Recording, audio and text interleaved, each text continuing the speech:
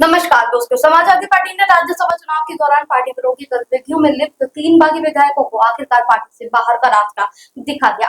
निष्कासित विधायकों से गोसाईगंज अयोध्या से अभय सिंह, गौरीगंज अमेठी से राकेश प्रताप सिंह और ऊंचाहार रायबरेली से मनोज कुमार पांडे शामिल हैं। इन तीनों पर आरोप है कि इन्होंने पिछले वर्ष हुए राज्यसभा चुनाव में पार्टी के अधिकृत उम्मीदवार को वोट न देकर भारतीय जनता पार्टी के प्रत्याशी के पक्ष में मतदान किया था, जिसे स्पष्ट रूप से क्रॉस वोटिंग माना गया। पार्टी नेतृत्व ने इस आचरण को गंभीर अनुशासनहीनता और संगठनात्मक विश्वासघात की श्रेणी में रखते हुए कड़ी कार्रवाई की।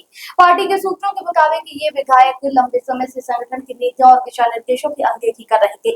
उनके आचरण ने न सिर्फ पार्टी की छवि को नुकसान पहुंचाया है, बल्कि पार्टी के सामूहिक प्रयासों और रणनीतियों को भी कमजोर किया। राज्यसभा चुनाव के समय जब समाजवादी पार्टी एकजुट होकर मुकाबले में उतरी थी, तब इन विधायकों द्वारा पार्टी लाइन से हटकर मतदान करने से भाजपा को अप्रत्याशित लाभ हुआ था।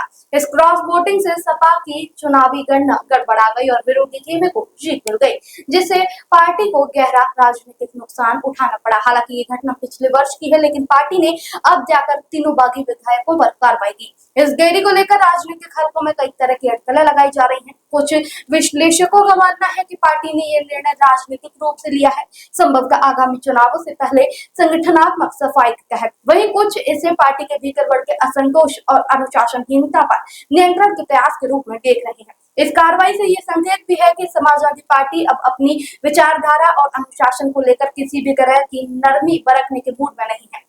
गौरतलब है कि राज्यसभा चुनाव के दौरान केवल इन्हीं 3 विधायकों पर नहीं, बल्कि सपा के अन्य कुछ विधायकों जैसे विनोद चतुर्वेदी, राकेश पांडे, पूजा पाल और आशुतोष मौर्य पर भी क्रॉस वोटिंग का संकेत जताया गया था, लेकिन फिलहाल कार्रवाई केवल 3 पर की गई है। इससे ये संकेत मिलता है कि पार्टी और गहराई से इन मामलों की जांच कर रही है। इस फैसले से सपा के भीतर एक स्पष्ट संदेश दिया है, पार्टी अनुशासन और निष्ठा सर्वोपरि है और व्यक्तिगत महत्वाकांक्षाओं या विरोधी दलों से नजदीकी रखने वाले नेताओं के लिए पार्टी में कोई स्थान नहीं।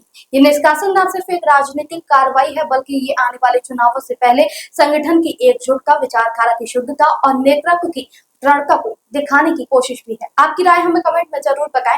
ऐसे ही लेटेस्ट अपडेट के लिए हमारे चैनल द ऑयल बुलेटिन को लाइक, शेयर और सब्सक्राइब करना ना भूलें।